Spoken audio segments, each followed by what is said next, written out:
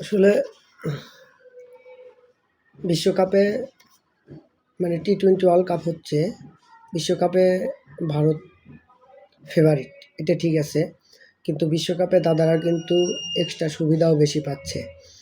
মানে একটা রিপোর্টে দেখা গেছে মানে উম, উম, মানে পিচের দিক দিয়ে, ঠিক আছে, আর অর্থনৈতিক দিক দিয়ে যদি আইসিসিকে নাড়া দেয়, সেটা হলো একমাত্র দেশ ভারত। আর এই সব ভারতের মানুষই কিন্তু আইসিসির ঊর্ধ্বতন কর্মকর্তা। এরা কিন্তু মানে সব দিক দিয়ে সাপোর্ট বেশি পায়। মানে আসলে এমনিতেই ভারত সাপোর্ট করি আমিও, যেহেতু ভারত অনেক ভালো খেলে। আমি মনে করি তাদের এরকম কারচুপি করার কোনো মানে হয় না। এমনিতে টুর্নামেন্টে সেরা ওনারা। এখন ফাইনাল বিশ্বকাপ জিতবে কি না জিতবে সেটা খেলার উপরে নির্ভর করে, কিন্তু এদের খেলার ধারাবাহিকতাটা অনেক সুন্দর।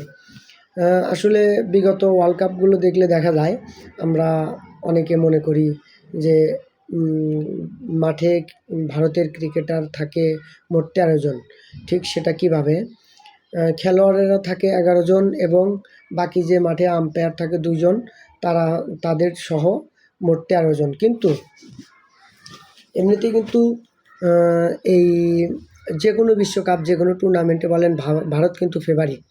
তাদের এই কারচুপি করার কোনো মানেই হয় না। তো আসলে এটা মানে তাদের রক্তের দোষ না কিসের দোষ বুঝতে পারি না। আসলে আমরা বাঙালি, আমাদের দেশটা ছোট, আমাদের শক্তিও কম। আমাদেরকে কি খেলায় পারফর্ম করতে হবে, ভালো খেলা দেখাতে হবে, যেন ওই দুর্নীতি আমাদের কাছে কিছু না করতে পারে।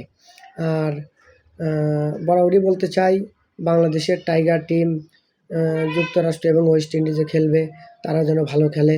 আসলে দেশের যে জেতার যে একটা আনন্দ, সেটা যে কত মজার, সেটা মানে একজন সাপোর্টার বলতে পারবে, অন্য কেউ বলতে পারবে না। আমি আমার দেশকে ভালোবাসি, আমার দেশের খেলাকে ভালোবাসি।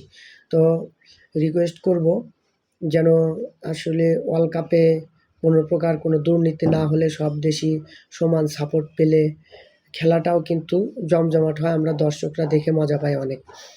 তো এই দাদাগিরি দেখিয়ে কোনো লাভ নেই। যদি আপনারা ফাইনালে গেলেও যদি ফাইনাল ম্যাচ না মানে হেরে যান, তাহলে কিন্তু কাপ আপনারা পাবেন না।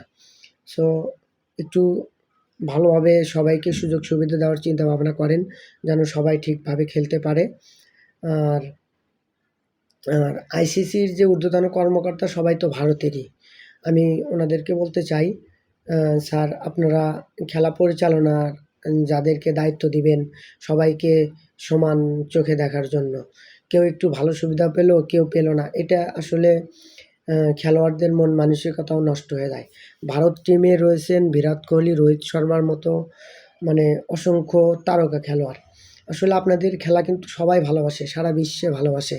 কিন্তু এই রকম দুর্নীতির কারণে আপনাদের খেলাধুলাকে কেউ মানে কিছু লোক অপছন্দ করে, যে এদের খেলাধুলা একদম বাজে, এরা কখনো মানে সঠিকভাবে বিচার করে না। এই যে একটা ভুল ধারণা, কিন্তু ফলে কিন্তু কিছুই হয় না।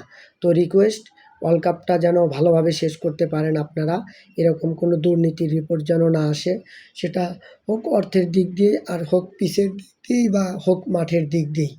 তো আমি সামান্য মানুষ, আমার বলাতে যায় আসে না, কিন্তু এটা আসলে খারাপ দেখায়। আপনারা অল টাইম ফেভারিট, আমি সাপোর্ট করি ভারত, বাংলাদেশের পরেই ভারত। তো